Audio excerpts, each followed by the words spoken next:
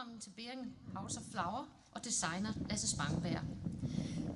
Det er en helt fantastisk flot, pompøs, overdådig udstilling, der venter gæsterne her på Rådhuset. Vi er stolte over og glade for at byde Bjarne Als og Lasse Spangenberg velkommen til Bogense. Rosenfestivalen fejrer 10 års jubilæum. Det er næsten et eventyr. Derfor er eventyr også dette års tema. Vi har gjort os rigtig meget umage for at gøre denne Rosenfestival til noget ganske særligt. Vi synes, det kreative team, alle rosendekoratørerne, har overgået sig selv. 10. Rosenfestival har også haft en af de største vejrmæssige udfordringer, vi har prøvet. Det ustadige vejr i juli måned har virkelig generet roserne. Regn og lave temperaturer er ikke det, der får roser til at blomstre. Roser kræver sol. Derfor er der masser af rosenknopper, der ikke er helt sprunget ud. Men naturen er vi ikke herre over. At arrangere en rosenfestival gennem 10 år, det kræver en masse. Det kræver en hel masse arbejde fra alle involverede. Det kræver en masse penge, og det kræver en fantastisk opbakning. Og den opbakning har vi fået. Jeg bliver meget glad og næsten rørt, når jeg tænker på den velvillighed, vi møder fra sponsorer, fra Nordfyns Kommune, og ikke mindst fra alle de mange frivillige, der offrer i hundredvis af timer for Rosenfestivalen. En stor og velment tak for et fantastisk arbejde til alle omkring arrangementet. Rigtig hjertelig velkommen.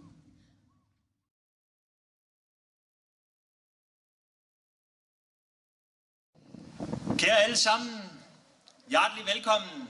Velkommen til Nordfyn. Velkommen til Bogense. Velkommen til Rosenfestival 2016. I år er et ganske særligt år, og det er det jo som bekendt, fordi at Rosenfestivalen nu kan fejre sit 10-års jubilæum. Det er faktisk helt fantastisk at kunne stå her i dag med en stærk ambition om at skabe oplevelser af det helt unikke. Sidste år havde vi fornøjelsen af et sted mellem 35 og 40.000 besøgende hen over festivalen. Ja, man kan næsten sige, at Rosenfestivalen er gået hen og blevet lidt af et eventyr for Nordfyn. Årets tema tager os derfor på en rejse, for vi skal nemlig på eventyr i alle dekorationer og i alle udstillinger i år.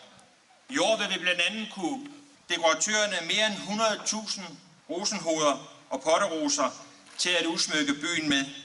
Og det er jo sådan, at faktisk over 70% af de danske haveroser lige nuagtigt dyrkes her på Nordfyn.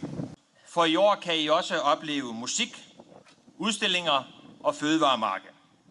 I byrådssalen på Rådhuset her bagved mig står Bjarne Als for den smukke opdækning til et eventyrligt bryllup, og I vil jo som bekendt også kunne opleve kjoledesigner Lasse Spangenbergs helt unikke udstilling af 25 flotte og smukke kjoler. Dronningens Husorkester, den kongelige Livgardes Musikskorps, kommer og marcherer gennem byen.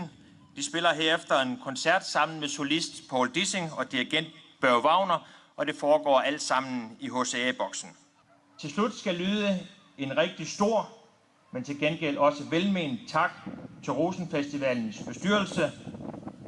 Tak for et rigtig flot arrangement og for jeres benhårde arbejde. Tak til alle samarbejdspartnerne, og tak til alle de frivillige hænder, der har hjulpet til. Og tak til de dygtige og kreative mennesker, der har sørget for at pynte byen op rigtig flot med roser i alle afskygninger. Og med de ord, endnu en gang hjertelig velkommen og rigtig god fornøjelse med Rosenfestivalen 2016.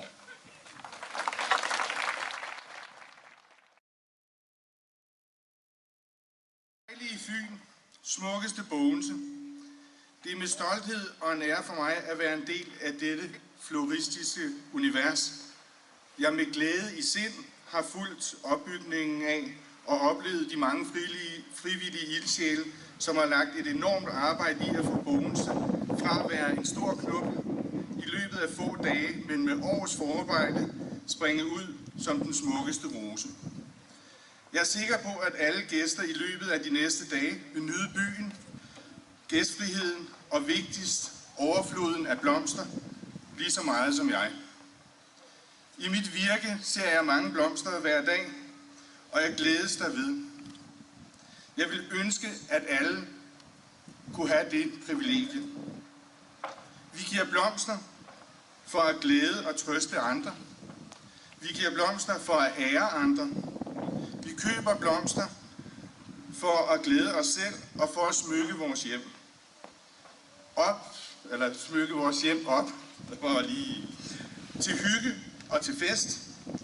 Blomster er positivitetens tegn. Man siger, at en rose kan sige mere end 100. Så prøv at gange det op med de ca. 100.000 roser, som i dag pryder byen. Så tror jeg nok, at der bliver snakket i dekorationer og bede i hele Bogense. Og med de rosende ord er det mig en stor fornøjelse at lade blomsterne tale for sig selv og erklære Bogense Rosens Festival 2016 for åben. Tak.